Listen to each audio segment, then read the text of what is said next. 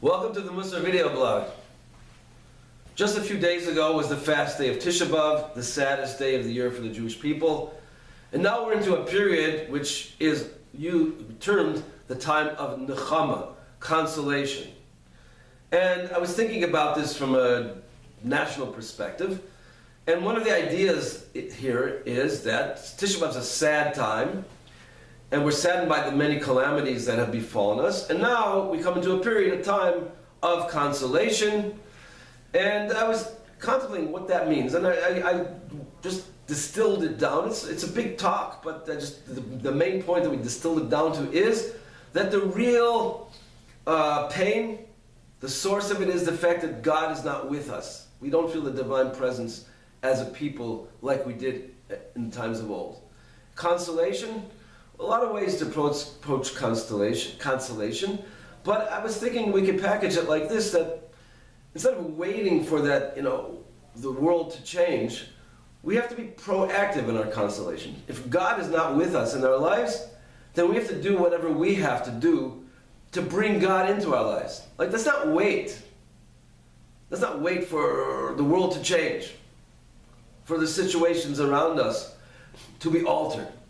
Let's make things happen in our own lives that will bring God into our lives. The way we can console ourselves for the lack of the divine presence is by proactively seeking ways to make the divine presence more alive for me and for everyone.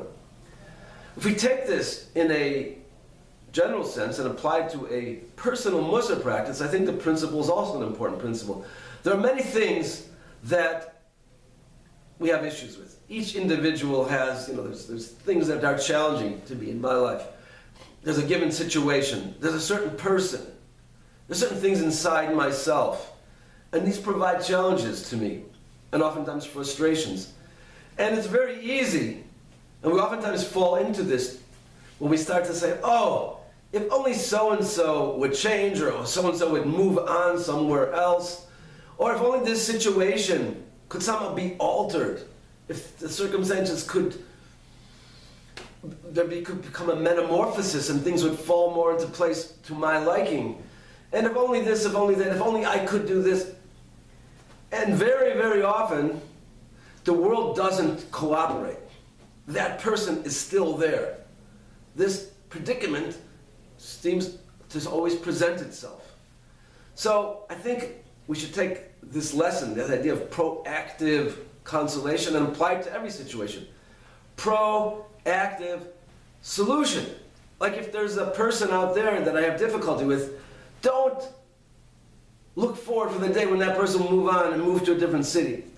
Just accept that that person might be around and might be part of my life, and work on being proactive in doing what I have to do inside myself to change me, to change my mindset, to make a 180 change in the way I look, a paradigm shift.